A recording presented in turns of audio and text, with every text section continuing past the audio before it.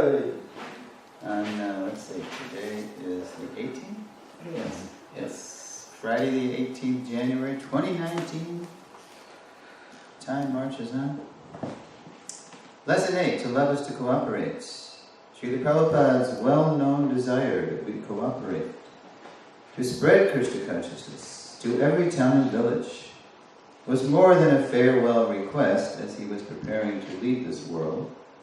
It was a theme he voiced continually during his 12 years of non-stop preaching around the globe. Yet in spite of Prabhupada's mandate that we work together, cooperation can be hard to find in the age of quarrel, where non-cooperation too often prevails.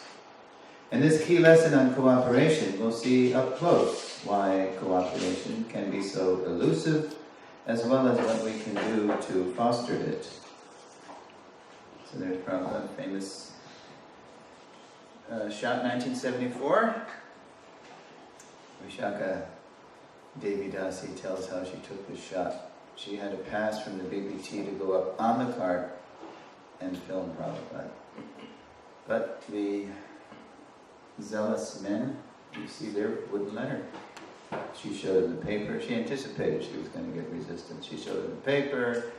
She said, "You're seeing Prabhupada up close. Why not let everybody see him up close in film?"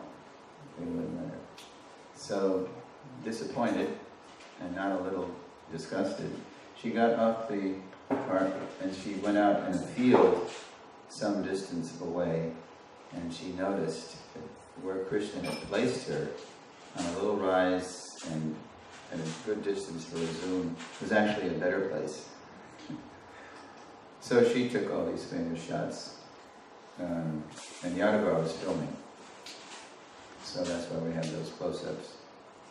Prabhupada leaping. And so Prabhupada dances with disciples at San Francisco Rath Yatra in 1974. This image of Srila Prabhupada, surrounded by a diversity of leaders, is a powerful reminder that cooperating to serve our founder Acharya's mission is how the Krishna consciousness movement will survive the ravages of time and take Lord Chaitanya's mission to every town and village. Because you have some very strong-minded people there, and were it not for Prabhupada's being the center, they probably wouldn't be cooperating, but they were. And that's how we did it as far as possible. We were willing to do anything for Prabhupada, who was working harder than any of us, and who was so full of wisdom and love and surrender and everything else. Is the mic on? Yes, it is, but I'm talking too low and fast. So, you always... I wish you could do that over there, but I guess you can't, huh? Okay. I'll just keep, just snap your fingers. Okay, here we go. To love is to serve. Shruti Kirti massages Srila Prabhupada at Bhaktivedanta Manor, summer 1973. Shruta always said, I was usually behind Prabhupada, so I didn't get to see his expressions as he was conversing. I felt like Arjuna on the chariot, and Krishna was up front as the chariot driver, whereas Bhishma could see Krishna coming toward him, but Arjuna could not.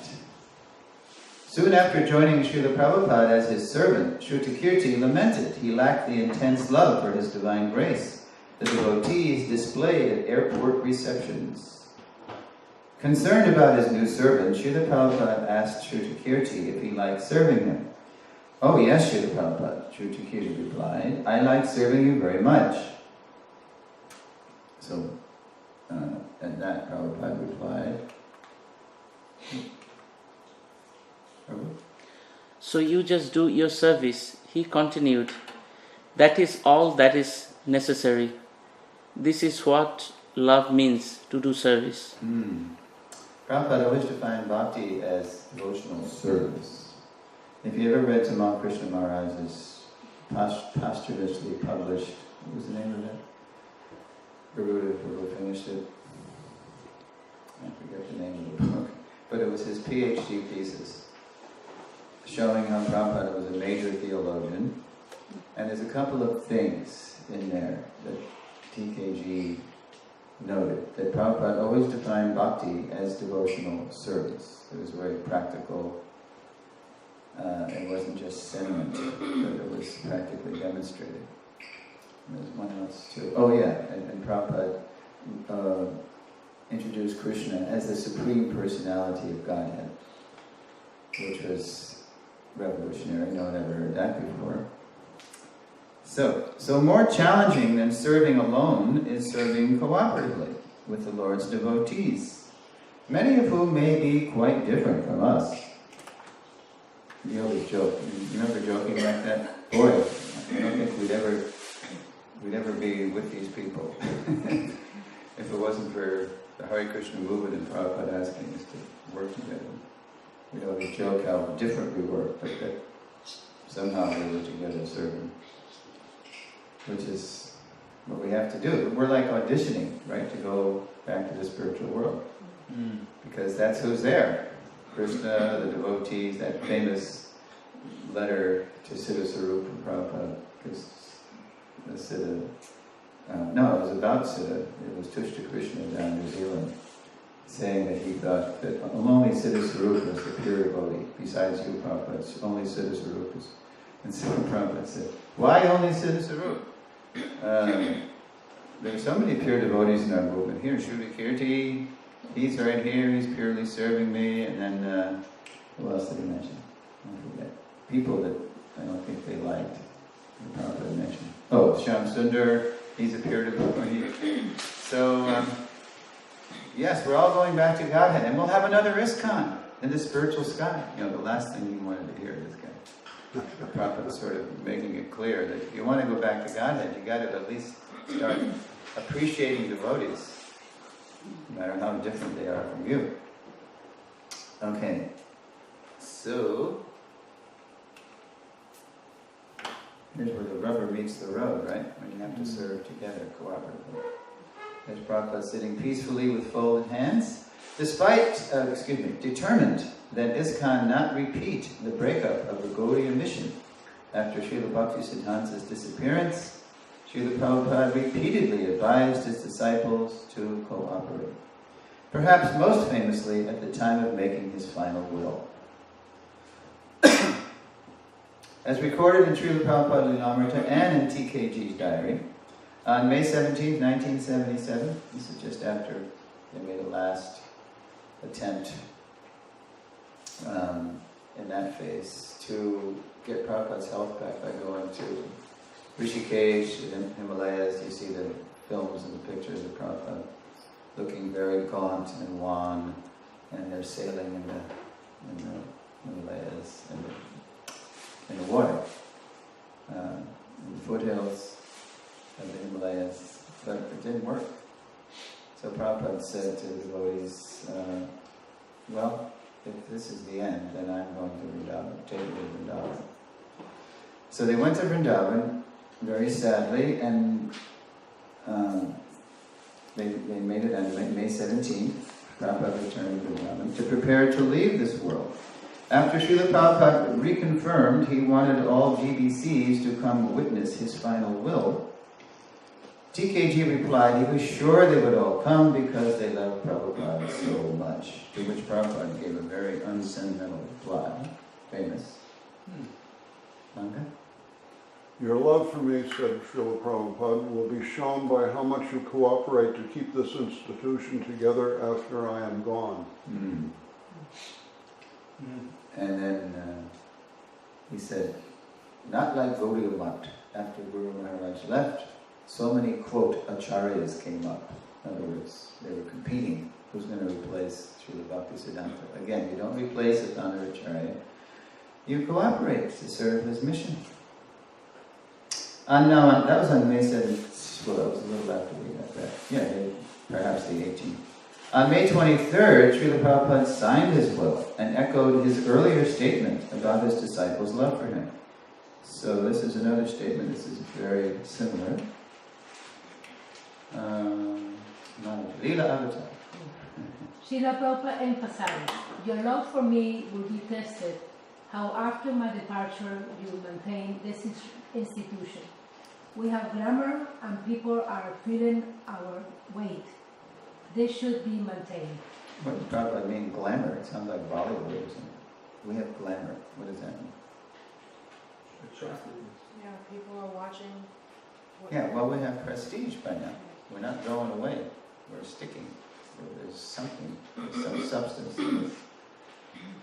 Feeling our way. This should be maintained. Srila Prabhupada made statements about cooperation being the measure of our devotion throughout his preaching pastimes, not just at the end. For example, quote, this is Seattle, 9th October 68, very early. Quote, when you do something in cooperation with the Lord, that is called bhakti. Prabhupada defined bhakti as cooperation. And this is in the middle of the Leela, 73 December, letter to Prabhu. Quote, the test of our actual dedication and sincerity to serve the spiritual master will be in this mutual cooperative spirit to push on this movement and not make factions and deviate. Because that's what happened to the Gaudiya Math. So he doesn't want us to repeat that. Although we have repeated it, but at least the mission is still together. Now, to discover some keys to cooperation, let's enter into what I call a Prabhupada dialectic. Thesis, antithesis, synthesis. Point, counterpoint, resolution. It's a way of arriving at truth. If Srila Prabhupada's point, his thesis, is that we must cooperate, what is his antithesis, his counterpoint? Prabhupada very pointedly making a point with this. Prabhupada knew how to use this. You ever see, he's always doing this stuff. This is a mudra, actually, in rhetoric, in Vedic speaking, Vak. It's a way to make your point in a very, because as even most Western communicators say, most communication is nonverbal. It's like I told you, Prabhupada said to Vishnu Johnson, they don't care what you say, the villagers. They just want to see how you behave. So Prabhupada knew how to use gesture to drive home his words. Gestures and words. And then famously, here's the counterpoint. Don't expect utopia. And let's see here. Let's see. Yes. So who's that? Now, what's in the bottom image there? Utopia. No, it's hardly utopia. Akrura is taking Krishna and Balaram, and the gopis are blocking the chariot. Yeah. I call this the original Occupy movement. Remember the Occupy movement? When it blocked the business of government and business, the disenfranchised in society, the dispossessed. They just sit or lie down in front of the institutions. So, yes, Akrura is a pure devotee of the Lord, but circumstantially he's in the employ of Kamsa, just like Bhishma and Drona were working for Duryodhana. And his job is to fetch Krishna and Balaram to bring them to Mathura. So the gopis are just like, over my dead body, you're not taking them here. So what's going on here? These are all pure devotees of the Lord. And they're in intense conflict. I thought everybody got along in the spiritual sky. So Prabhupada's going to reveal something about that. Pretty surprising. So in this connection, in a 1972 letter to GBC member Acharya Rishi, Srila Prabhupada advised him about conflict. Because Acharya had written Prabhupada that, these devotees, he was a little older. John was a little older. And he was very qualified materially. He had an MBA in business from Harvard, Harvard Business School. And so he wrote to Prabhupada complaining about his godbrothers, and he was talking about his GBC godbrothers specifically, saying, these people, they just treat each other so impersonally, and that's why they're always fighting. They're impersonalists. So Prabhupada writes, so Prabhupada advised him in this letter, you're going to see excerpts, about conflict, telling him not to expect utopia. Where did that word come from? Utopia? Plato. Yeah, you're right. Wow. Educated lady here. Plato's Republic. And then it was also appropriated by Sir Thomas More in England, 15 something. He wrote a book called Utopia. And because Plato had been really he was into ideals, ideal forms of government, society, this and that. So Thomas More wrote a book called Utopia, based on the Republic. But Prabhupada says not to expect utopia, even in a spiritual movement like ISKCON. So, I'll read the first excerpt, then we'll see some more here. Quote, "It is not so much that because there may be some faults in our God brothers and God sisters, or because there may be some mismanagement or lack of cooperation, that this is due to being impersonalist. No. It is the nature of the living condition to always have some fault." Isn't that striking? Just because we're conscious and alive, especially in the conditioned state, there's going to be some, like Krishna says, every endeavor is covered by some sort of fault. Even in the spiritual world, Prabhupada continues, you think, oh no, more fighting in the spiritual world. No! Right? Even in the spiritual world, there is some fault and envy. And Prabhupada clarifies it. But it is not the same as material fault or material envy. It is transcendental because it is all based on Krishna. Sometimes when one gopi would serve Krishna very nicely, the others would say, oh, she has done so nicely. Now, let me do better for pleasing Krishna. That is envy, but it's transcendental, without malice. What's malice? Hate. Ill will, hate, right? With malice toward none. Was that Lincoln? Yeah, malice. It's not that when there's envy in the spiritual world, you don't try to knock the person down. You just it's an impetus to serve Krishna better. So it's an upward spiral. Ever increasing competition for service. In the material world, everything grinds down to the lower modes. That is envy, but it is transcendental without malice. So we shall not expect that anywhere there is any utopia, utopos, no place. There's no place where there's anything without fault. Rather, Prabhupada says, that's impersonalism. You expect that everybody's always going to be smiling and there's harps and flowers, and that's there. But as we know, spiritual life is also full of drama. We mentioned drama yesterday. So Prabhupada's going to continue this.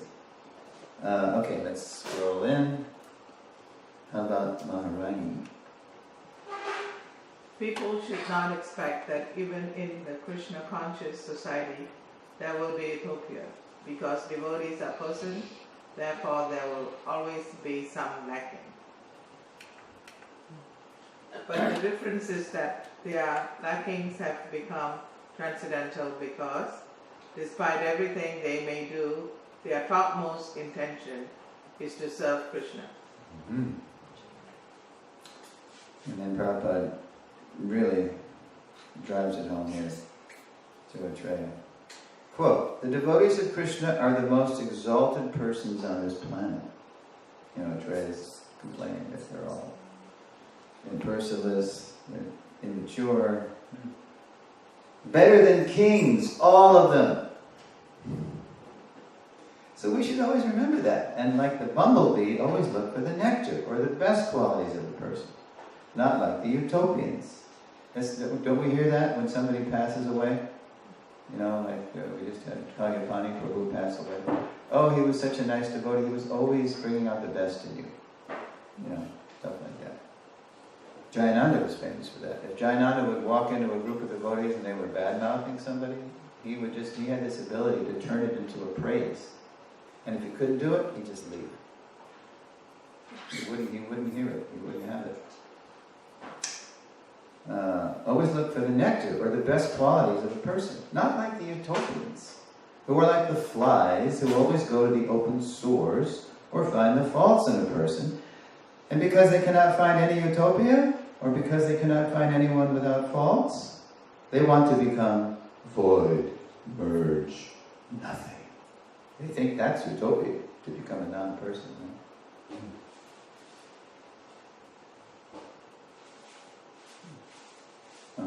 They think that's utopia, to become void of personality. So if there is sometimes slight disagreements, Prabhupada says slight disagreements, I mean they get pretty ferocious sometimes, right, the Prabhupada. From the big picture, Prabhupada says slight disagreements between devotees. It is not due to impersonalism, but it's because they are persons. And such disagreements should not be taken very seriously. Unquote. So if Prabhupada's thesis is that we cooperate, and his antithesis is not to expect utopia, then what is his synthesis? What's the resolution? How do you do? Okay, well it's something you've heard 108 million times, but we have to find a way to find unity in diversity. And this is this letter excerpt is the famous letter excerpt. You'll see why in a minute. There's Prabhupada smiling with his hand in his bead bag on a grassy slope. I don't know where that is either. Anybody? No? Any clues? I guess you'd have to have lived in the place to know where that scenery is there. Now the first step to finding transcendent unity, this is the first step, amid our often dizzying diversity, is trusting. We all share the same goal. Pure devotional service to Srila Prabhupada and Lord Chaitanya's mission. Trust, or mistrust, comes from experience. Only with trust can we move forward together, and sometimes agree to disagree. Sometimes that's as good as it gets. But if you can agree to disagree, at least there's mutual respect, even if you wildly disagree with the other's approach. The worst thing is when we impugn, really bad motives to the other. You're just in it for the money or the women or the prestige, or we start, as soon as we suspect that the other person is really evil, then we can't make any progress. So in a 1973 letter to Kirtanananda Maharaj, Srila Prabhupada reveals the secret to finding unity in diversity. First, Srila Prabhupada describes the challenge, because similar to Acharya, Keswami had written Prabhupada that there's dissension among the ranks. What else is new, right? Same year? Huh? Same year? Yeah, right. And so this is Prabhupada's October 73 reply. So, first of all, Prabhupada describes the challenge of trying to have a spiritual movement in the material world. Quote, material nature means dissension and disagreement, especially in this Kali Yuga.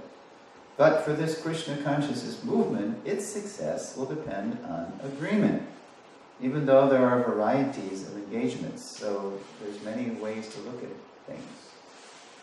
As long as Krishna is the center, that's fine. In the spiritual world, there are varieties, but there is agreement. That is the difference. Like Chandravali and Srimati Radharani don't necessarily get along in the Leela, because they have such different ways, because one's a left-wing gopi, Radha, and one's a right-wing gopi. My God, it sounds like politics, right? But it's transcendental politics, because they're trying to please Krishna. In the spiritual world, there are varieties, but there is agreement. That is the difference.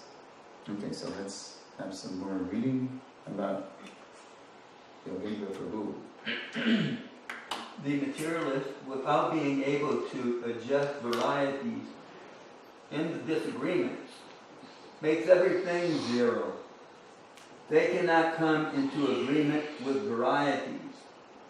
But if we keep Krishna in the center, then there will be agreement in varieties. This is called unity and diversity. And Prabhupada did not make up that phrase. This Nehru was saying this when India got its independence. He was the first prime minister. We are such a diverse country, but we're going to find unity in diversity because It was all about the motherland. And we're going to cooperate for the sake of the motherland. Yeah, right. It doesn't work materially. Everybody's pushing their self-interest.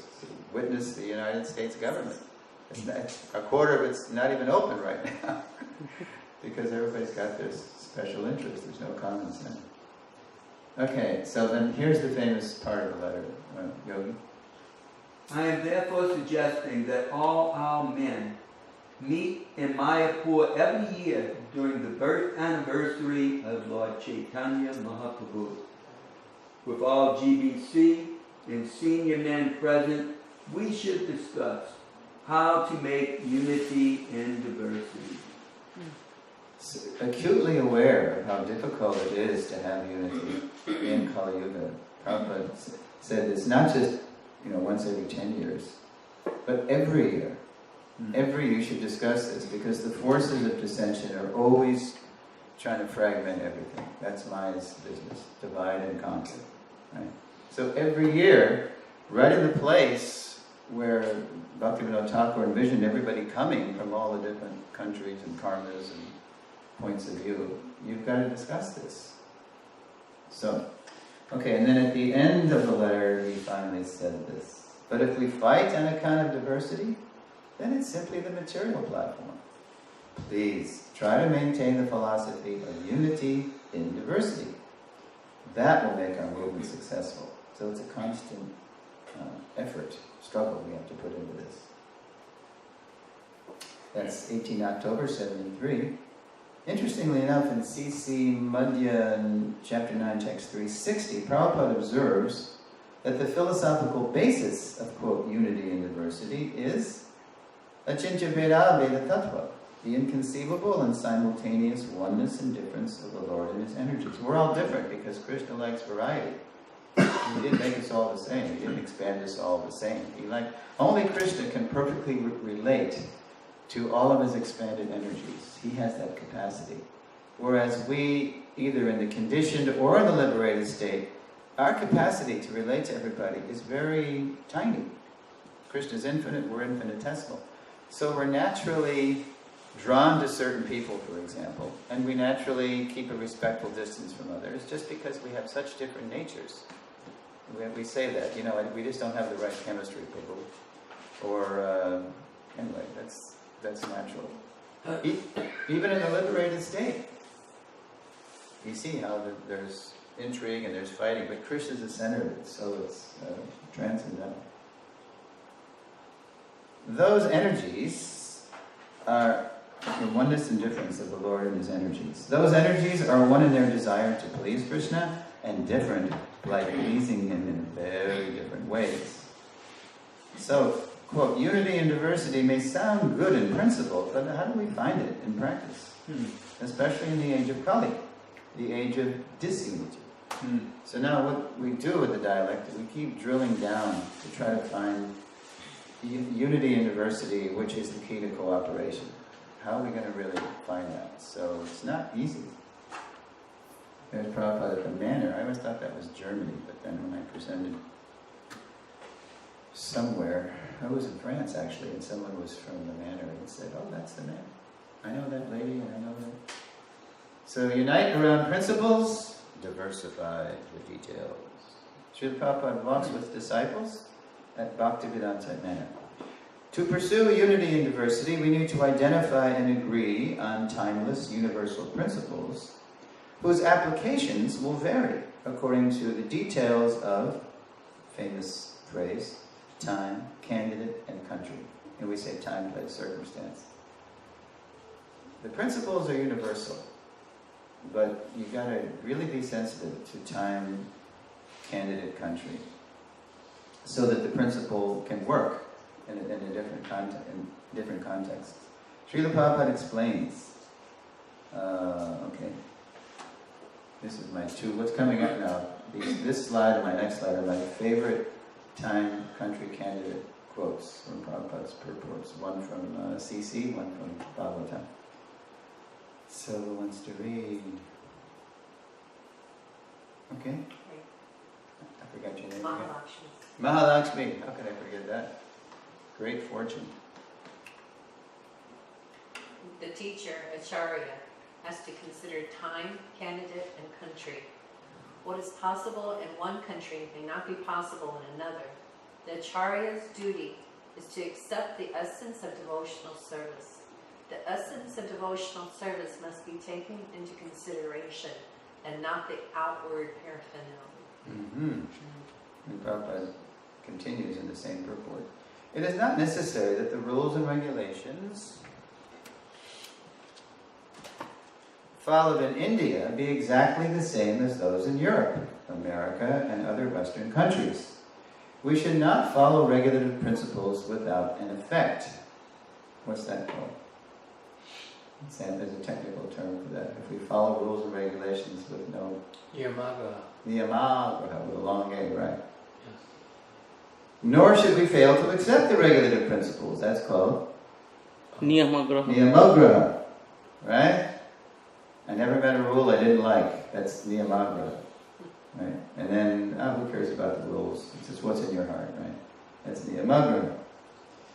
And then Prabhupada says, what is required is a special technique, very mysterious, according to country, time, and candidate. That's CC Madhya 23-105. It's really... Lord Chaitanya is describing to Sanatana Goswami the difference between practical renunciation and dry renunciation. Now, what is the special technique? It's actually very simple, but it's very challenging. Srila Prabhupada's complete surrender to the mission of Srila Bhaktisiddhanta and Sri Chaitanya Mahaprabhu empowered him with that, quote, special technique to spread Krishna consciousness around the world. To help us learn that technique, Srila Prabhupada continues to explain. Okay, this is my favorite quote from the Bhagavatam, the time, country, candidate, or it's phrased a little differently here. Okay, so one has to consider the particular time, country, and conveniences. What is convenient in India may not be convenient in the Western countries. If someone does go and preach, taking all risks and allowing all considerations for time and place, it might be that there are changes in the manner of worship, but that is not at all faulty according to Shastra. where did I just hear? Oh, it was I'm watching the Memories series.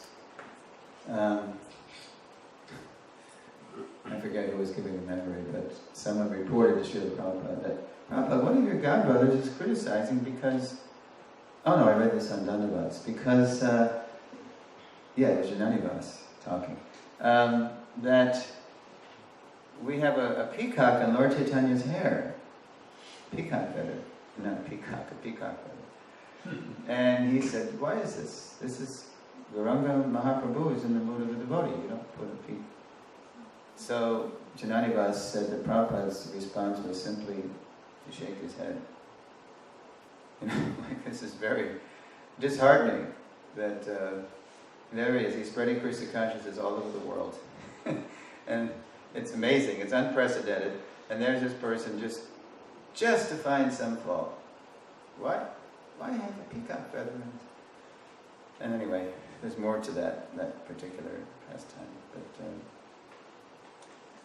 But Prabhupada, in that case, he said, why not? He's God. He can do anything he wants. He can have a peacock feather in his hair. So, because sometimes he can be in the mood of God, and sometimes he can be in the mood of a devotee. He did both things, so both are okay. But mainly Prabhupada was just disgusted at the nature of the criticism. Let's see. Of course, even if we're sensitive to time, candidate, and country, even if we're trying to be sensitive to how we apply the principles, we may still disagree about what are principles and what are details. What is adjustable according to country, time, and candidate, and what's not? To continue pursuing unity and diversity, the key to cooperation, we must learn to distinguish higher principles from lower principles, principles from details, and trust that despite our diversity, we really all do share the same goal, to advance the mission of Srila Prabhupada and Sri Chaitanya Mahaprabhu. So, in the next slide, we go back again. We lean on Shrutakirti's "What is the difficulty?" and anecdotes for a very, on principles and details, for a very telling episode. It's rather famous. There's Prabhupada looking very grave. I don't know where Prabhupada is. There isn't many clues there. Yeah. Unless someone gave him that cheddar, like you mentioned about the cheddar. Yeah. So if you happen to know the cheddar. Or took the picture. Huh? Or took the picture. Or took the picture, right. It's where the beam of light is shining on. I know. Even advanced Vaishnavas sometimes disagree about what are timeless absolute principles and what are relative adjustable details. Here's another anecdote from Shrutakirti. So here's the situation. It's 1972. Shrutakirti is with Prabhupada a lot this year. I think the whole year practically. Yeah. So Shruta was with Prabhupada in Mayapur during the time when Prabhupada put the Anantashesha in the ground, because in late December 71, Tamal Krishna Maharaj had secured the land and dramatically brought it to Prabhupada late at night, and put it on Prabhupada's desk and offered full dandavats. Prabhupada stayed up for him. The land is yours, Srila Prabhupada. The first, parcel they got. And then March 72, Prabhupada didn't waste time. He had a big groundbreaking ceremony because he knew he got to do something with the land, especially in India where somebody might take it away. So he invited his godbrothers, and a lot of them came. And to see Prabhupada's, Western disciples. And you see pictures of Prabhupada down in the pit with an Anantashesha. So on the one hand, the godbrothers were astounded at Prabhupada, what he was doing. And he was turning Videshis, foreigners, Mlechas, Yadavas, into Vaishnavas. But they had some issues with the way Prabhupada was doing it. And this is another occasion where Prabhupada confided that, for all their criticism, they haven't advanced Mahaprabhu's mission 1 inch. Right? So, one of their biggest criticism was, they were disturbed that Prabhupada was letting us call him Prabhupada. That was one thing, which they thought, was a real no-no, since Bhaktisiddhanta Prabhupada, they called him that. But their main criticism is that Prabhupada was letting men and women serve together in the same centers. And they were standing on a very sound text from the 7th canto where Narada Muni explains to Yudhisthira Maharaj that a man is like a butter pot, or a man is like butter, and the lady is like fire. And if you put the fire too close to the butter in the pot will melt. It's true. It's a law of nature. So Swami Maharaj, you're inviting scandal. How can you do this? This is completely against Vaishnava principles. So that was in March. Now they keep traveling. Shrutakirti is still with Prabhupada months later. About 7 months later, Shruta writes, we arrived in Manila, Philippines, on October 11th, 1972.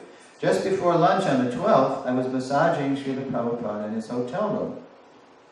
While I was rubbing the mustard oil on his back, so again he's behind Prabhupada, Srila Prabhupada said, and this is just out of the blue, they hadn't been talking about this, my godbrothers criticized me.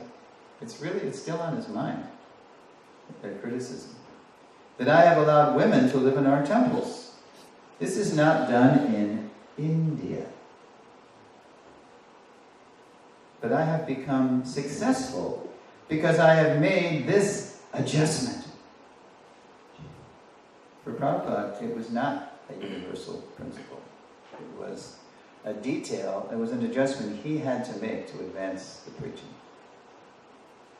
Because he told these godbrothers, he said, look, when I went to the West, what did I find? I find that from the time they're toddlers, boys and girls are mixing together. They're educated together. You can't change a culture overnight. You can't expect them to understand these things. And what is he supposed to do? Deny half the human race access to the mercy of Chaitanya Mahaprabhu? No. He's going to make an adjustment. And it turned out, and he goes so far as to say, because I have become successful because I made this adjustment. It's because we are working together. And fall downs did happen, fall downs are happening, fall downs will happen, but he's not going to deny people access to the mercy of Mahaprabhu. He took a risk for preaching, as he would say.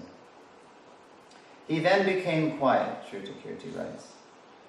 So as soon as Prabhupada said that, what he said, I made this adjustment, Shruta says, I knew I had to ask a question, and I got to get it right. So he's thinking.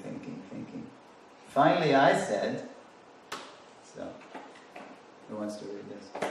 All right, Prabhupada, how can we tell the difference between making an adjustment and changing a principle? Right. How do you know when something's adjustable and something's not adjustable?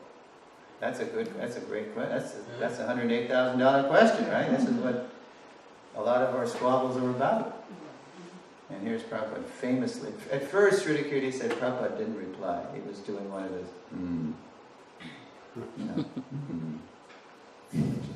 and silence, for many minutes. And Srila Kirti's behind him, is getting the suspense is rising. And finally, Prabhupada said something very simple. Prabhupada closed his eyes, and I continued to rub his body. Finally, he opened his eyes and responded. That requires a little intelligence. That's the understatement of the unit, right? I mean, Prabhupada's godbrothers, whose adhikar is like light years ahead of mine, they didn't get it. That requires a little intelligence. But that's also, you see, being under the boot of the British Raj for centuries, they picked up a little the British understatement. The Brits do this a lot. And they also use it with sarcasm. They'll very often say something that means the opposite of what they mean. You're so intelligent means you're an idiot. Or that requires a little intelligence. Okay, now, fortunately, so what do I say? A little intelligence and a lot of heart. Where we live with the Lord. There's two kinds of intelligence, by the way. I mean, there's probably many, but there's two words that you read in Prabhupada's books that refer to intelligence. One is buddhi, like buddhi yoga, the yoga of intelligence. Dadami buddhi yogam tam. And that's a kind of analytical intelligence where you're very good at philosophical discrimination. And then there's another word for intelligence. It's medha. As yajanti hi sumedha, those with sufficient brain substance will worship the Lord in Kali Yuga by performing Sankirtan. So the buddhi intelligence, which is very analytical, is one side, but the medha is a kind of relationship intelligence. Social, emotional relationship. It's another side. Yeah. In fact, it's in, is it in that verse? You have your device? Anybody have a device? Oh, that's Jesse. Okay. So look up 1034. 1034. Yeah. Where there's qualities that are considered feminine.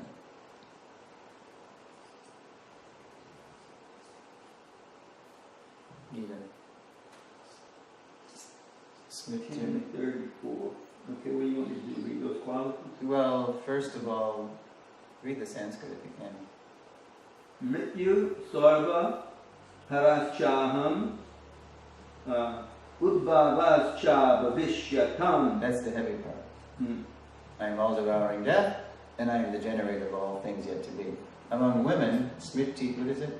It's Kirti Kirti Shriya Vak Cha Narinam Smriti. Smriti Meda Driti Shama. Yeah, and then he says among among women, I am fame, fortune, fine speech, memory, intelligence, steadfastness, and patience. Yeah.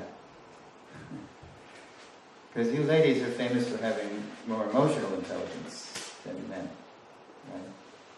It's like at the mantra retreat. It's written about a lot. Mantra retreat, one of the guys asked the panel of ladies, how do we relate to you, ladies? So Uttama speaks up. She says, try asking us how we are. How do we feel? How do you feel today? How are you? There's a funny or pathetic joke where the lady says to the wife says to the husband, why don't you tell me you love me? And the man said, I did. I always do. Or I did. When? When I married you.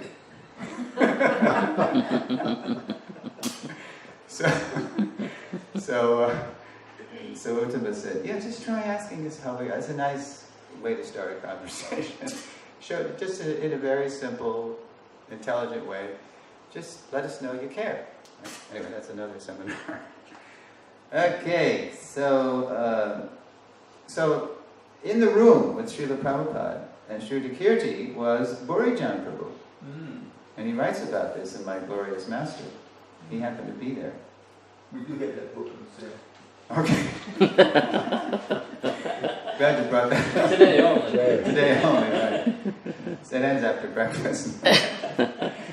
Okay. Was Burijan Prabhu, who later made an observation about this incident. He was there when Prabhupada said, that takes a little intelligence. In his book, My Glorious Master. So let's see what Burijan said. Well, first he said, oops.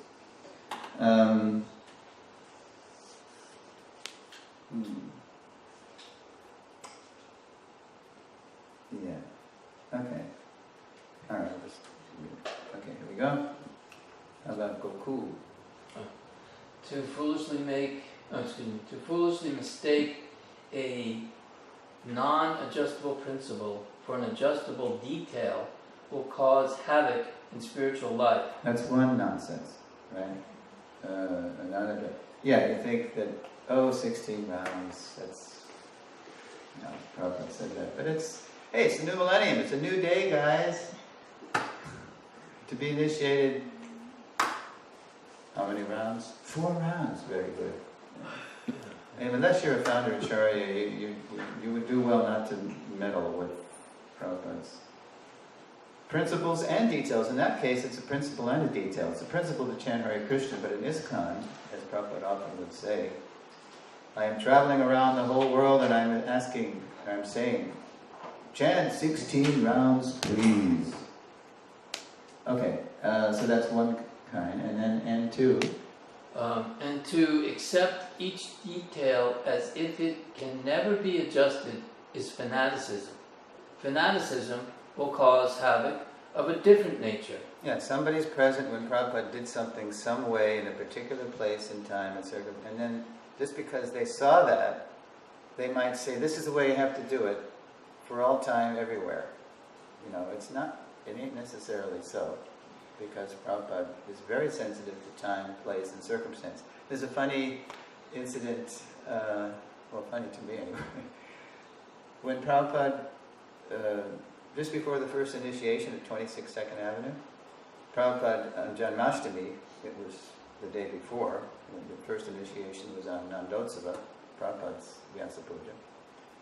And so on Janmashtami day, they had all day, right? They were fasting, and they said, tomorrow we're going to have initiation. And he told them that you're going to get beads. So you need to get beads. So they all went down to Tandy's bead shop, and they got these big red beads that they had there. Some devotees still have their big red beads. That's Srila Maharaj. He still has it. And then Prabhupada started talking about how in his spiritual master's mission, those who were not full-time preachers, who were living at the temple, they were required to chant 64 rounds.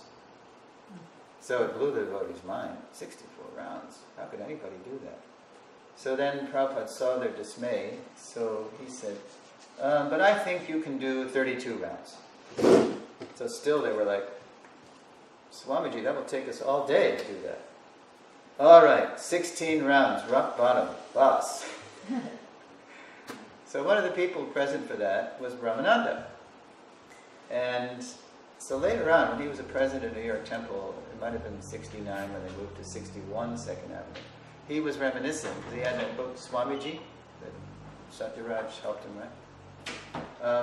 He said, one day he said to Prabhupada a few years later, remember when you were, just before the first initiation, you were talking about the number of rounds, and 64, that go to Yamath, and then you went down to 32, and 16. Why did you do that? He just asked Prabhupada why he started so high, and then he came down, and then Prabhupada just said very casually, oh, I was experimenting. I just wanted to see what you people could do.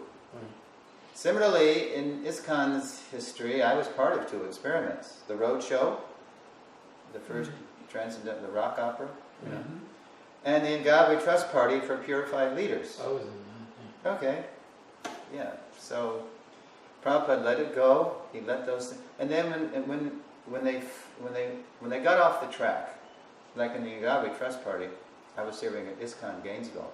I'll never forget the day that Acharya announced, today, Prabhus, from now on, we are Gainesville and God we trust. We turned into a political headquarters. And we suffered. The sadhana was suffering, the deity worship, the book distribution. So when Rupanuga, after we lost all the elections, but did good preaching, Prabhupada was very proud of the preaching. You can hear him on recordings. Balavanta running for mayor. Then Rupanuga the next year said, I think next year, Prabhupada, the BBT can give us a grant of $30,000 for the next elections, the next campaigns. So Prabhupada said, no. We do not mind getting the post, but not at the cost of our God consciousness. And our spiritual life was suffering because of it. Not that per se there's anything wrong with political preaching. Tulsi Gabbard just announced she's running for president. She's a devotee. Nothing wrong with that, but you gotta, as Prabhupada would say, you have to know the art of catching the big fish without getting wet. So we were just getting all wet. Right? So, so there's 2 kinds of things, just messing with the timeless principles, and then insisting that details, things that work in one circumstance, be the way you do it all the time. And they can divide us and conquer us if we're just immature and fanatic about that. All right. Let's see here. Okay. Now, this is interesting because in 1974, 2 years later after that whole incident with the God Brothers in Mayapur, it's still on Prabhupada's mind, and he decides to address it in a purport, specifically. In 1974, while translating CC, Srila Prabhupada directly answered his God Brothers' above-mentioned criticism while commenting on Adi Lila, chapter 7, text 37. Quote, an Acharya should devise a means by which people may somehow or other come to Krishna consciousness. That's Rupa Goswami. Yena tena prakarena. Yena tena. Somehow or other, mana Krishna niveshaye. Fix their minds on Krishna. Okay, Krishna conscious. Prabhupada continues. First they should become Krishna conscious, and all the prescribed rules and regulations may later gradually be introduced. Sarve vidi, all those vidis, all those rules. Nisheda hasyur, etayor eva kinkaraha, should be made servants of this highest principle. Somehow or other get people to be thinking of Krishna, be Krishna conscious. And then Prabhupada continues in this purport. In our Krishna consciousness movement, we follow this policy of Lord Sri Chaitanya Mahaprabhu. For example, and here it is, since boys and girls in the Western countries freely intermingle, special concessions regarding their customs and habits, very generous. He's saying we have customs and habits. It's like Gandhi was once asked, what do you think of Western civilization? And he replied, I think it would be a good idea.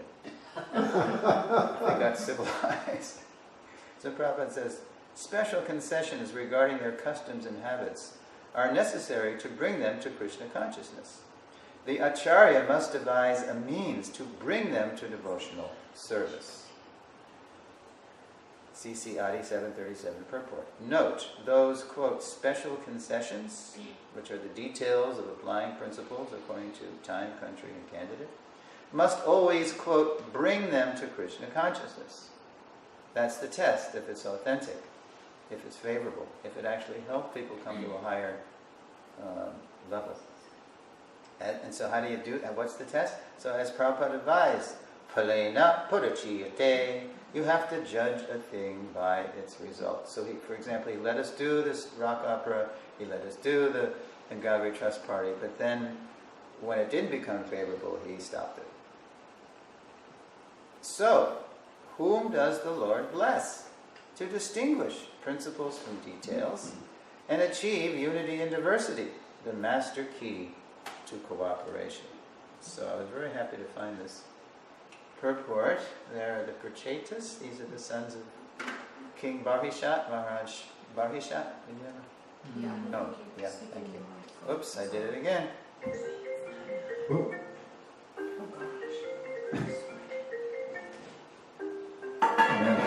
So in the fourth canto, there's chanting the song sung by Lord Shiva, which Lord Shiva sings to the Prachetas who have been sent to do tapas by their father, King Prachani-Barhi, King Barhishat, because that's the way they became qualified to rule. They learned how to control their senses.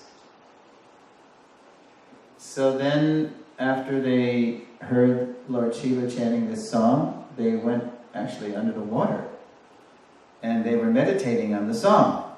And their meditation was so sincere and so absorbing that they actually got this kind of submarine. There's Lord Vishnu on Garuda coming down under the water. It's a very interesting darshan. Now, let's look at the verse. The verse and the purport is even more amazing. So who would like to read the verse? Okay. My dear sons of the king, I am very much pleased by the friendly relationships among you. All of you are engaged in one occupation, devotional service. So this is the picture to that voice that speaking by the Lord, and there's more. I am so pleased with your mutual friendship that I wish you all good fortune. Now you may ask a benediction of me. He's willing to bless them because they have such good relationships. They're friendly. And they're all heavy-duty Kshatriyas. And heavy-duty Kshatriyas can be very, if you're not advanced, they can fight, they can kill each other, right? So Prabhupada writes in the purport, quote, since the sons of King Prachani Barhishat were all united in Krishna consciousness, the Lord was very pleased with them. Doesn't mean they weren't different too, but they were united despite their differences. Each and every one of the sons of King Prachani Barhishat was an individual soul, but they were united in offering transcendental service to the Lord, and their service was to take over the kingdom, to make sure that everything was going to be on track spiritually. They were Rajarshi, make sure they were Rajarshis. The unity of the individual souls attempting to satisfy the Supreme Lord, or rendering service to the Lord, is real unity, because there's an eternal center. It's not just based on mutual political interests. That's real unity. In the material world, now Prabhupada brings it home to our situation. In the material world, such unity is not possible. This unity between individual souls is so strong within this material world that even in a society of Krishna consciousness, members sometimes, and here's the key word, appear disunited due to their having different opinions and leaning toward material things. That's where it gets problematic. When we let our material desires influence our motives, right? Actually, Prabhupada says, in Krishna consciousness, there cannot be two opinions. There is only one goal. That's what he means by that. One goal. That's who they want to please. To serve Krishna to one's best ability. If there is some disagreement over service, if we're really motivated by service, that's what we really want, such disagreement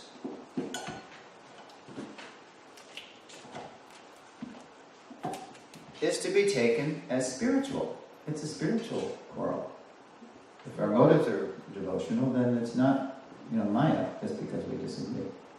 Those who are actually engaged in the service of the Supreme Personality of Godhead cannot be disunited in any circumstance. This makes the Supreme Lord very happy and willing to award all kinds of benediction to his devotees, as indicated in this verse. That's Bhagavatam 4:38. And then I just make a little reflection here. According to the above verse and purport, if we want unity, if we want to find unity in diversity, friendly relationships among ourselves will inspire the Lord to grant us this benediction. At least there always has to be respect, even if we're very different, right?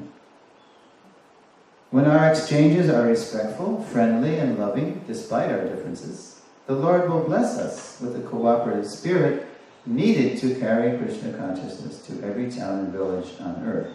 So we all pray for the blessings of the Lord. Just before I give the class, I pray the deities for the blessings to give a decent presentation. But those blessings have to be earned too. I mean, Krishna can do what he wants, but if I please the Lord with my attitude, then he may bless me to give a decent class. Okay, the last couple of slides. There's audio in the slide. Unfortunately, there's some buzz. There's an annoying buzz. It must have been recorded this way because no amount of trying to get the buzz out electronically seems to work. So let's listen. There's Prabhupada and Sri Mayapur. Yeah, I think that's a young. No, that's the other family. No, okay. We're going to see another slide where you see just a little sliver of a profile. I think it's Jagapataka Maharaj. And this is Pancha Dravida. Right here. And there's Ramananda, making sure his nails are okay. There's Srila Prabhupada, again with a mudra. See with the hand? Who is this? I know this person, but I don't know. Is it Abhirama? No, it's not. Audrey. It No. looks like Rupanuga Prabhu behind the peacock. No. Oh, No, nice. that's Murti, I believe. Or, no, Surabi. It was a stick there. But this, I gotta find out who that is. I don't know who it is. Okay, anyway, here's the situation for this. Let's see. Well, the slide is called the same thing as the whole lesson. To love is to cooperate. There's Prabhupada teaching his disciples on a morning walk in India. Let's listen once more to Srila Prabhupada expressing his, what I call, Mahavakya, his great utterance, the urgent need for us to cooperate to spread Krishna consciousness worldwide. So here's the situation. It's the Radha Damodar Brahmacharis have been given the treat by Tamal Krishna Maharaj of going to India, and he's gotten Prabhupada's blessings to bring them all in. I don't know how they all fit in his room in the Lotus building. That room is long and kind of narrow, because there's about 100 of them, all those buses, to hear Prabhupada speak. Prabhupada, he chooses to speak about cooperation, interestingly. So let's hear Prabhupada's excerpt here. We'll give Prabhupada the last word on cooperate, and just try to overlook the buzz, and you can read if you can't follow the speech.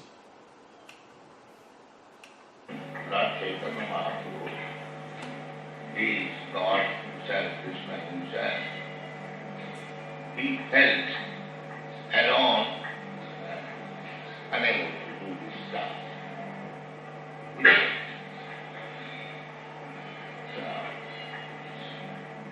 is the position. You are cooperating. Therefore, I am getting the grace. Otherwise, I don't know. Chaitanya Mahaprabhu himself wanted our cooperation. He is God, Krishna. Therefore, cooperation is very important. Nobody thinks that I've got so great ability, I can do most. It is simply by cooperation you can do very little. United is that, divided is more. Sankirtan means many men combined together. They chant. That is Sankirtan. Other is Kirtan. Sankirtan means many combined together. That is Chaitanya Mahaprabhu's mission. Really powerful, huh? Very brave. Even Lord Chaitanya, he can do it all. But I have all these fruits of love of God, I need help, I need your help to distribute these fruits. He can do everything. But he's engaging us so we can get purified and develop our love and go back to Godhead. Okay, lesson outcomes. By the end of the lesson, students will be able to explain why love means to cooperate in devotional service. Explain why serving Krishna is not utopia. Explain how to find unity in diversity. Explain the difference between principles and details. Describe whom the Lord blesses to find unity in diversity, the key to cooperation for spreading Krishna consciousness worldwide. So, transition. Before we look at different ways to access and develop our individual loving relationship with Srila Prabhupada, in the next lesson we'll identify and dispel some misconceptions we may have about him. This is the exorcism lesson I've been promising. Oh, that'd be interesting. It's basically an exorcism. We identify both impersonal and sentimental misconceptions we may have about Prabhupada, and then we dispel them. Okay. Yeah. So we sit down. We have about 20 minutes.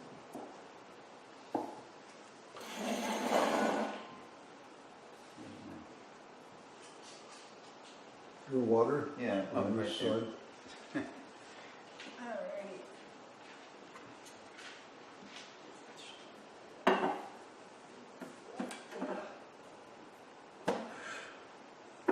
It's easier to move this back.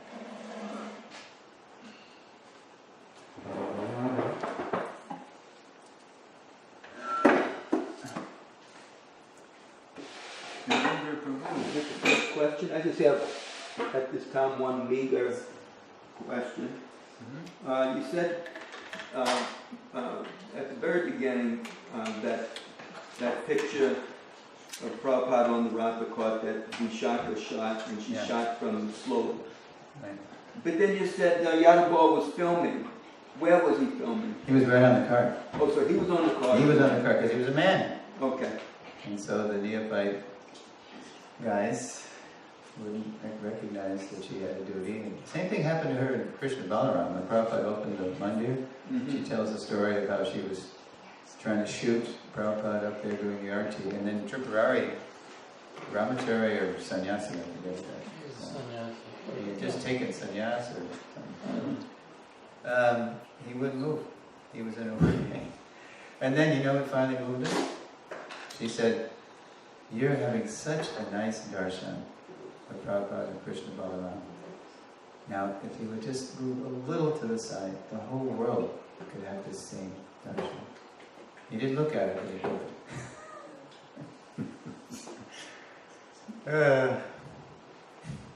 He says in his memories that I had fixed myself there and there was nothing that was going to move me. Oh yeah, that's right. And then somehow, her words touched my heart. Yeah. Yeah. Yeah, Vishaka's great. Okay. There's one thing I was thinking. I'm sorry, what happened? Okay.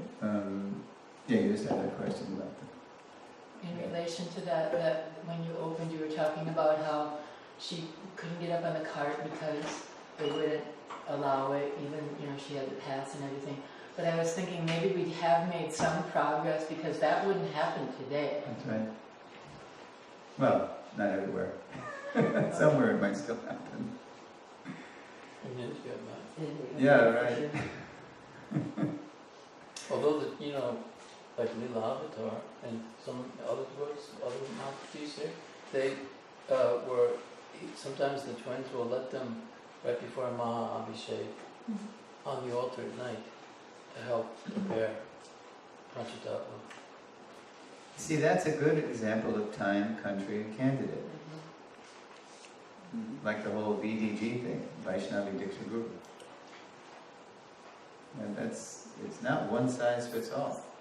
The principle is, Kiva Vipra Kiva Nyasi Shudra. Anybody who knows the art and science of Krishna can be a guru. But how to apply that principle will vary according to time, country, and candidate. In the West, we're more than okay with it if somebody's qualified. But in a place like India, where it's been so, just male-dominated for so long, maybe they're not ready yet. So don't insist that they do it before they're ready, or else there might be a civil war, or that's what happens. Every time you bring it up, ISKCON India threatens to secede from the Union. Let me just finish this.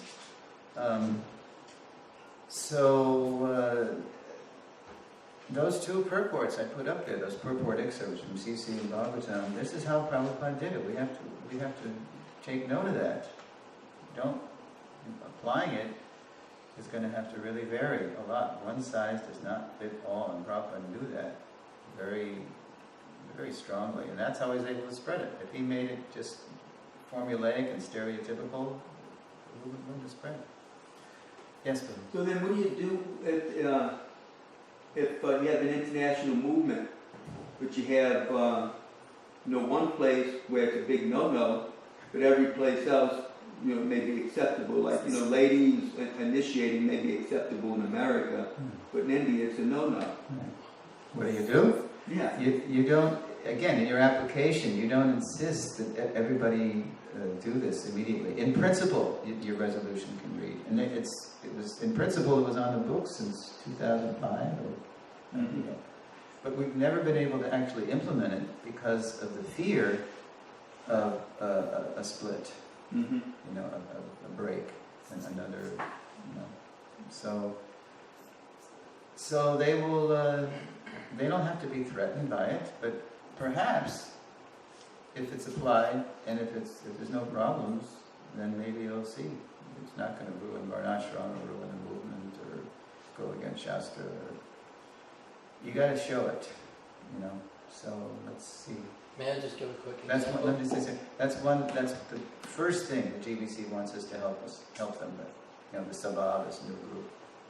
Help us understand how to apply this. Did I tell you about the Sabha? No. Oh, it's another entity that's... Oh yeah, you mentioned it to me. Yeah, it's not a new layer of bureaucracy, fortunately, but it is just reviving something that Prabhupada did in 76 and 77. Then it got lost during the Zona Acharya nightmare of having a group of devotees review the GBC resolutions and see if they needed more work, or in other words, even the ultimate managing authority, as you're going to see in the next lesson, is subordinate to the will of Prabhupada, and this is his will, that they're one branch of the government, like executive, the president. There has to be a president, but he's not independent. There's other branches too. And to take an analogy from the American government, so he wanted the GBC to have a check and balance. So let's see what happens. Oh, thank you. Yeah. So I understand, we should tolerate, and everyone can tolerate, for example, adjustments. We can tolerate. Yeah, different sides, they can tolerate adjustments. Mm-hmm. But what if principle is changed? Then should we tolerate, or what? No, you can't. That was Prabhupada's whole point. The story Prabhupada tells about the veterinarian's apprentice? No. Oh, this is really good. Prabhupada had so many. This is how Prabhupada drove home the points. A veterinarian had an apprentice, and it was the first day of his apprenticeship. So the first call, the animal doctor's call, was to a man who had a horse who had a lump in his throat. And so the vet felt the lump, and he took out of his bag, his medical kit, a medical mallet, right? And at just the right spot, and with just the right force, he hit the spot in the horse's throat, which is a very sensitive area. And then the lump, it went down. So the apprentice foolishly thought, oh, this is easy, being a vet.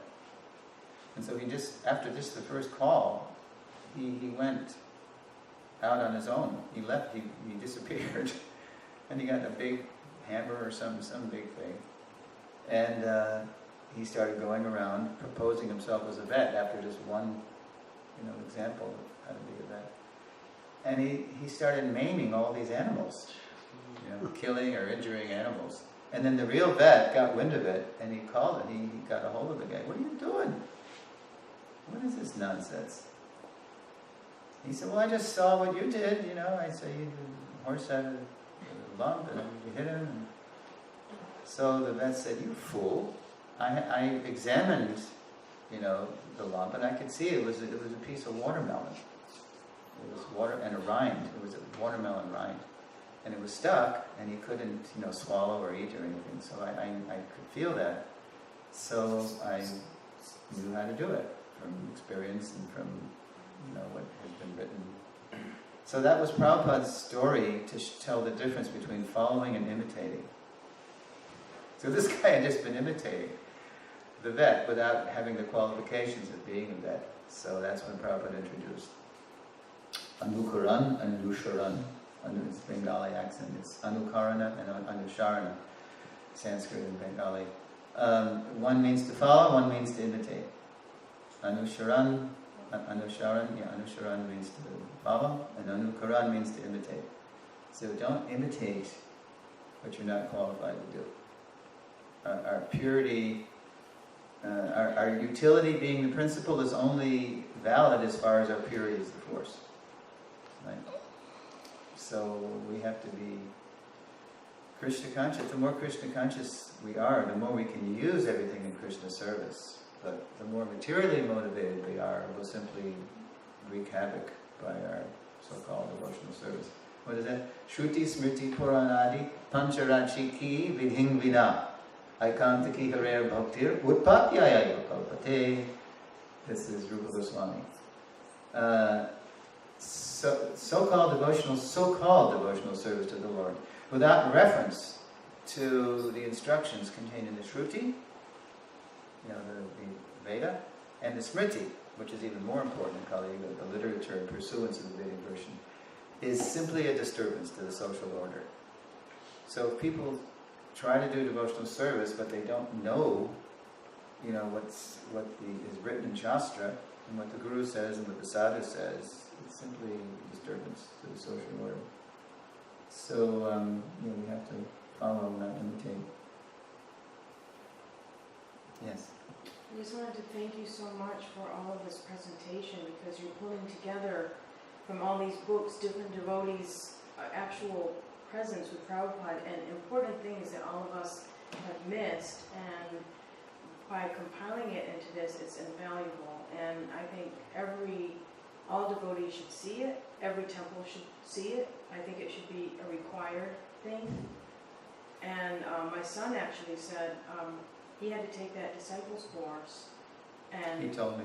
Yeah, and he feels that this is much more, it covers much more, and the purpose is much better. I mean, I can't thank you enough for this. Oh, thank you. I realized a few years into this that really what I am is an assembler. I keep assembling, because Prabhupada keeps sending me more assembly tools.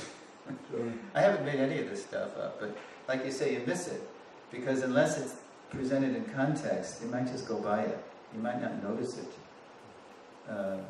Just like the Maha Mantra, if we don't notice, if we're not attentive in our chanting, we might not notice that it's Krishna. We might just get bored or fall asleep like I do by that. Every time I sit down, I fall asleep. Here's my excuse. I just got another injection of hormones to make sure the cancer doesn't come back. And one side effect is it makes you sleepy. And I keep saying, why? And they're, oh yeah, that's what they say. But, anyway, no excuse. Just power through it, right? So yeah, thank you. We live on the blessings of devotees, and that's how I can keep doing this. Thank you very much. It's a long time coming. Yeah, I told Anuttama, look, can you make this a requirement too? You push through your disciples course. And then he told me what it took to get that through. And even the gurus didn't want it because it was inconvenient, right? And the next year they tried to repeal it. But there was enough, resistance to repealing the disciples course. But yeah, I know, I've taken it 3 times, the disciples course, to see what they're up to. It's good. There is a founder Acharya focus, but it's not enough. This is what they should take before they take the disciples course, because that teaches you how to aspire for initiation, which is very good. But before that, you got to get grounded in founder Acharya. Maybe they don't even know who Prabhupada is, or if they do, it's could be very shallow. So, yeah, I told Katya last night, I was in Pretoria, South Africa, yeah. So the temple president was very good. He got about 40 people to come, right, to every lesson. And I thanked him afterwards. I said, Prabhu, this is great. You really got a steady crew of people to come. And he said, are you kidding, Prabhu? There's hundreds of people out there in the congregation. But they only come to the temple when Guru Maharaj is in town. Because they think that's all it is. They don't get it. And he knew they didn't get it. That's why he wanted them to come. We advertised very thoroughly. But, so but the good news is that it's changing. Ever since that book came out, Srila Prabhupada, the founder of Acharya in 2014, and, at least it's politically correct to be founder Acharya. Srila Prabhupada founder Acharya book? Yeah, that booklet that Ravindra published, or the GBC published on behalf of I said Ravindra Srila Prabhupada, isn't it? Yeah, I've never seen it It's though, just for sale, so to speak, Well, it's always too little, it's not enough. And so Ravindra, he wrote the book, which is really good. It's a Siddhanta. It's like a PhD. Is it available somewhere? You could probably get it online. I think you can get it as a PDF, you can download it. Okay, it's not published though. It was originally by the GBC, but I think I have a copy. You have a copy? I have a copy too. Everybody should read this book. Now the thing is, it's written in PhD discourse, so a lot of people can't even understand it. Yeah. Yeah. So I'm the guy that goes around with seminars. I did lean on his thesis for one lesson 2, but so you need It needs to be translated. you need to have an experience of it. This is a Prabhupada experience, from lesson 1 to the end. That's why people like it, because I give them an experience of Prabhupada. So it's politically correct to understand that the founder Acharya is really the foundation. But you don't, and there was a resolution about that, and there's been a few, and then 2013, GBC came out with the most recent one. But we don't need more resolutions. We need more education. Unless and until the people who are initiating people push this. And some of them do. Some of them do, and their disciples really get it. But unless and until Guru Maharaj pushes this, then they don't get it. Because the tendency is to be kind of a guru groupie and think your guru's the best, and Prabhupada was in the past, and it's goofy. So we deal with this more in the next lesson. The fictional Prabhupadas, that he's a figurehead from the past. You'll see. Could you compile all of this into a book? Well, I already did 10 articles in BTG, but maybe they were, because people don't read BTG anymore, maybe they were missed. Indians read BTG, which is good, because they need to get that. You know? It went into the American beat? Yeah, and I told Nagaraj that for the 50th anniversary from, what if we do a Founder Acharya series based on the lessons that I've taught? And he said, yeah, great, fine. So from February 15th issue to July, August 2015 issue to January, February 2017 issue, 10 came out in a row. But the good news is, the best news for me, as far as broadcasting this, I think I told you I'm on my way to Mayapur, that's where I'm going to end up. And I do have the first 3 lessons that we recorded professionally in Tucson. Great sound, great image, great questions. And I made sure I didn't say anything goofy. I was behaving myself, and I wasn't telling too many jokes. I was just that was good. So when I go to Mayapur, I'm going to hand the first part, which is the first 3 lessons, over to, his name is Prabhu, the British Antardweep, who started Mayapur TV. Because he said, if you give me this professionally done, I'll put it on the Prabhupada channel. And the whole world can see it, because I'm just one guy, and I'm getting older. And so they can refer to it, they can refer to it again and again. But, I know Prabhupada wants this because he keeps sending me better material, and he keeps showing me how to present the old material in better ways. So it's very encouraging. That's very encouraging what you said. And what you said, we need to start a petition. Very encouraging, this is what gives me juice to keep going. Well, I really think that that's something we should discuss. People should, let the leaders know that we want this. Yeah. Well, you know what people say after the whole thing's over? Maybe it'll occur to you too. They look at me after the last slide and the last Jai Prabhupada. They say, Suresvara, what do we do now? So I say, okay, how many people in this room have read the complete Lilamrita? Most people haven't. I have. Okay, but it's usually a minority. We did it in school. We use it as a reader for the kids. Good, that's great. All the kids that went to school at New Talavana, they've read the complete. That's great. So that's a start. Have a Lilamrita study group, just to wake yourself and other people up to who actually Prabhupada is and what he did and how we should all make him our foundation. That's a start. And then when everybody's on fire and you get what they call critical mass, then whoever visits will get it. Because you'll be, not fanatically, but in a very natural, appreciative way, you'll be able to cite things. Just like you hear me cite things, right? To make a point. And it just boom, boom, boom, This is what I'm getting when I see the memory series. This is my ongoing continuing education to present this. Just hear the memories from God Brothers and God Sisters. It's mind-blowing. Everybody has a different perspective, and it expands your appreciation for Prabhupada exponentially when you hear all these different perspectives. Can I ask a question? Okay.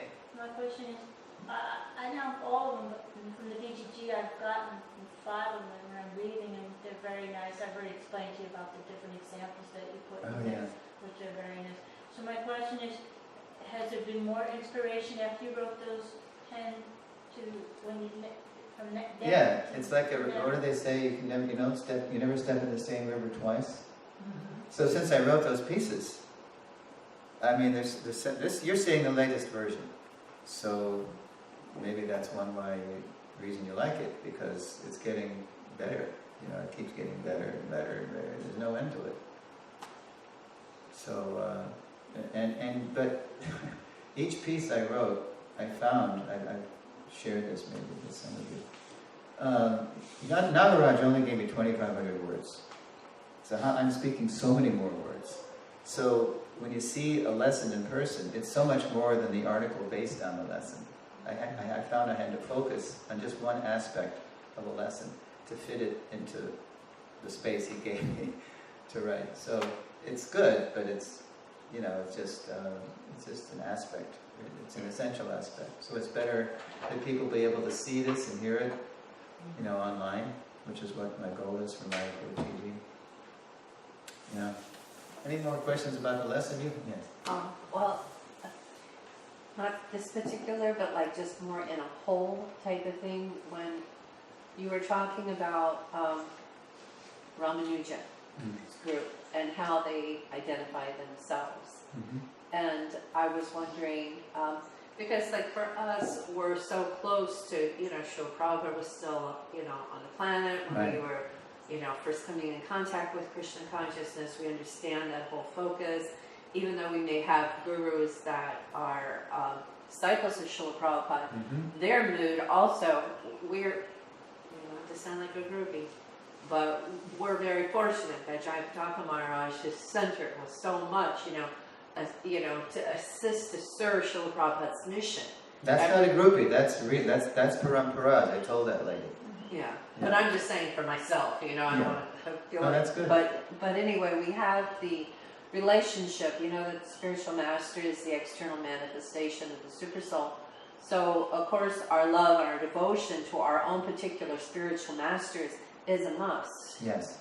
And so to understand too, like, I can see what happened. My son-in-law is in Atlanta. He's the temple president there.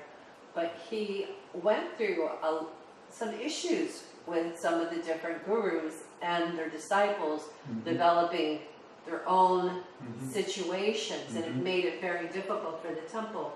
So I'm just wondering, that just really sounded so natural. How do you reconcile the worship of the guru with the focus on the five acharyas, right? Well, what sounded so natural and I'm getting at is how they did it in the Ramanuja group, that they all identify themselves as Ramanujis. Right. So have we discussed anything like that? You're gonna. The next lesson. This is more about. I always say this, but it's true. It builds and builds and builds to a siddhanta, a climax, both emotionally and intellectually. So, think of this. The Ramanujis knew this somehow or other. Well, I'm not sure when the Sri Prapanamrita Tapana was compiled, but that's the scripture they have, which talks about their relationship with Ramanuja and the gurus who succeed him. So they're pretty practiced at that. Whereas we're only 50 years on, and we're still trying to get it. But we really need to get it even more than those, because it's a worldwide movement. There's so much diversity, and we need more unity, and the founder Acharya provides the unity amid the diversity. When I presented this series down in Auckland, I was invited down, and this speaks to your... So the vice president, not Kalasamvara, the president, but the vice president, who's a JPS disciple, an older JPS disciple, he had me over for lunch as soon as I came, and he said, I'm really glad you're presenting this, because I'm so exasperated with my godbrothers and godsisters, most of whom are very junior to him. Because just before he came, Suresvara, we had Jayapataka Maharaj's Vyasa Puja. And they insisted over my wishes that they have a Vyasa Puja bigger than Prabhupada's. More grand, and their whole rationale, Prabhupada only initiated not even 4,800 disciples. Guru Maharaj has initiated, I think at that point it was 30 something, now it's 40 something. So how much more should we, completely oblivious to Prabhupada's position, that it's not a numbers game. It's about how he was uniquely sent, uniquely empowered, and he's the pivotal person around whom all the relationships revolve. He's the sun, and we're to be moons, just like Giriraj Swami, many moons. And for many, and it's just supposed to continue and continue. But it will continue if Prabhupada's that center of gravity around which they'll all revolve. They didn't understand. But Kalasamvara told me when he came, Although he said, I hate seminars, I never go to seminars. I'm a gardener, I like to be doing things, I fall asleep in seminars. But this is good. And you help, I know you helped us have more unity here. So I didn't really get a follow-up from this devotee, I forget his name. Is it Ishvaku? Is he married? Yeah, now he is. No, this guy was married. This is back in 2013. Or 14, maybe. Yeah, 14. He was a Kiwi. He was Indian. He was an Indian Kiwi. Yeah. So, there's been resolutions about this, but again, who reads them, right? There's resolutions how, probably worship Prabhupada every day, Guru Puja, and how on the Vyasa Puja day, then you can have a public worship. But the disciples of Prabhupada's disciples should discreetly have their own, in their own place, and not try to, enlist everybody in worshiping their Guru. On a daily basis? I forget how the resolution reads. On Vyasa Puja day for one of Prabhupada's disciples, they have it in the temple room, right? Yeah. On his birthday. On his birthday, right? But daily they can do one separately. Yeah, separately. I think that's how the resolution reads. Yeah. I didn't want to say it, because I wasn't sure. Yeah, that's fine, because Guru Bhakti is so important. Yeah. And you're going to see in the next lesson, the last lesson, I'll just give you a little preview of how nobody has all of Prabhupada's mercy. Prabhupada is too vast. He's too all-sided. He's like you're going to see a transcendental Renaissance man, I call him. I'll give you an example in the lesson. But if we're really devoted to Srila Prabhupada in our own way, according to our nature and according to our mission and mission, then we'll access by taking initiation from someone in the mission, we'll access an aspect of Prabhupada that we can really mine, and really be transparent to Prabhupada through that person who was giving me that aspect of Prabhupada. Or maybe many aspects, but nobody has it all. Right? Prabhupada is just too much. You're going to see in this collage I make, you see different aspects of Prabhupada in images. And one of the images is Prabhupada right here. He's the consummate cook, right? He's the transcendental chef. Nobody cooks Prabhupada, prasad like Prabhupada. So, yeah. Any more questions or comments before we I have dozens, but I'll... Okay. You're going to save it for Monday, right? Whatever. He's going to come over to my place while I'm ironing my clothes for the last time before I leave on Tuesday. Okay, that's my meditation. I have one okay. about adjustment. It's a pretty interesting adjustment made throughout the ISKCON world that we certainly don't cook just what Srila Prabhupada cooked. It's not just Indian style. Certainly we have rice, dal, and sabji and chapati. Yes. But, in Italy, if they didn't have pizza, they wouldn't have pizza. Or olives. So in all the countries of the world, they actually take that style of cooking and Christianize it, whether it be Russia or Ecuador or Canada. And a lot of times the devotees will say, we're having an American prasad, which they do on Thanksgiving a lot. There'll be mashed potatoes and gravy and cranberry sauce and stuff like that, stuffing, some type of stuffing. So we've done that throughout ISKCON. That's right. And then how do we dress the deities throughout ISKCON? A little bit different in different places, yeah. Yeah. You've seen the deities in Mexico City? Yeah. Like the Supreme Senorita, Supreme Senora.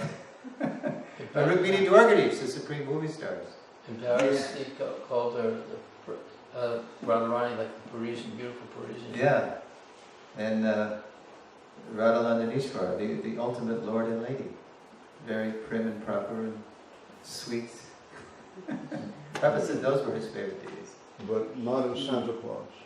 Huh? Not as Santa Claus. Not as Santa Claus. Were they dressed as Santa Claus? Somebody was doing it. It's on Facebook.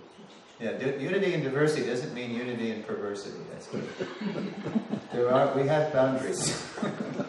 All right, it's quarter after 9. Tomorrow is my favorite lesson. So, Fictional Prabhupads, and there they are, wondering if they're the real Prabhupada.